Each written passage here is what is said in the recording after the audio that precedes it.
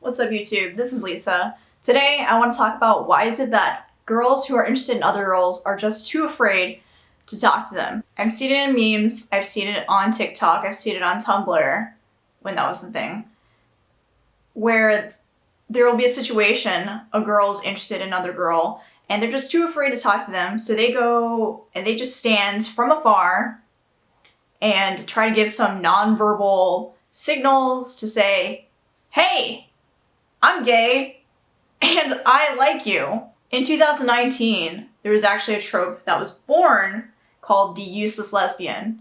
Now, this term is not exclusive to just lesbians, and it includes all other women who like women. So this trope includes women who are oblivious to other women's romantic feelings, women being too awkward to flirt with women they actually like, and women who generally lack confidence in romantic relationships.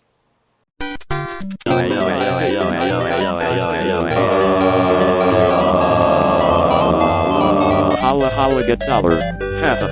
Is this starting to sound like you? Make sure you smash the like button for the YouTube algorithm, and we'll dive right in as to why you and many other girls are too afraid to make the moves. Number 1, girls are beautiful. Believe me, I can have a TED Talk for hours about girls. Girls are just truly a godsend. But see, that's the mindset that will trap you. You're putting her on a pedestal. That can be called the halo effect. So you think this girl is just physically gorgeous, and you assume because of that everything else in her life is perfect. Intimidating, isn't it? You're gonna think that she's out of your league. She's just like many other girls, you and me. And believe it or not, I want to tell you something. She's got flaws too. We're all human here. Which leads on to my next point. Number 2, you lack confidence. So the lack of confidence can come from various sources. If you are already at fault at number 1, you're probably having a negative backtalk thinking that she's out of your league. So let me tell you this. You are not out of her league. You are here watching this YouTube video because you want to get better at talking to girls and improving your dating game. So congrats on investing in yourself. Self-confidence comes from bridging the gap of seeing where you are now and where you see yourself being. Number 3, you don't want to be seen as a creep. Many girls know what it's like, or have seen what it's like, to be hit on by a guy.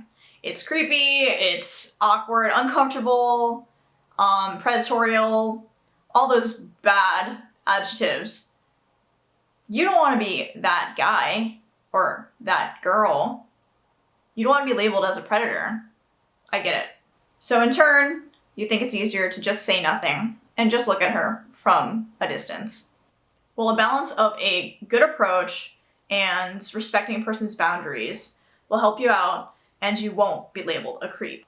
Finally, number 4, you lack the skill to talk to girls. Girls are not taught to be pursuers. There's barely any queer representation, and as a result, we take on heteronormative roles. So heteronormative roles are that the guys are usually the ones to pursue, and girls are the ones who are to be pursued. This results in many girls waiting around to see who's going to make the first move, who's going to send the first text. Comment down below and let me know if you're somebody who makes the first move or if you're somebody who waits. I'm pretty sure there's some joke on the internet where if you were to put a bunch of lesbians or queer women in a room, they're just not going to do anything because they're just too scared or flustered. Learning to pursue girls or talk to girls is a skill. And like many other skills, it takes practice and improvement to get better at it. And in turn, you'll become more confident. Which is why on my channel, I want to help you get the confidence and the guts to ask the girl that you've been thinking about out on a date. Sorry, I had to reshoot this because I totally forgot about these 2 main points. Number 5, you don't want to be rejected. This is a common one regardless of what sexual orientation you identify with. It's human nature to feel hurt when you get rejected. It comes from the feeling of being unwanted, and nobody wants to feel that way. So you think it's safest to not risk putting yourself in that situation. When it comes to rejection, it's important to not take it personally and let it define you as a person, because it doesn't. I will cover more on this topic in another video, but keep in mind it's important to move on. Know that the right person is out there waiting for you. So keep trying again with somebody else. Number 6, you're afraid she'll be homophobic. So the United States has come a long way in terms of accepting homosexuality, but unfortunately still we have a lot of work to do. We still have hate crimes that exist, still happen. And if you're somebody who's watching or that lives in another country outside of the US, I'm sure there's going to be a lot more barriers.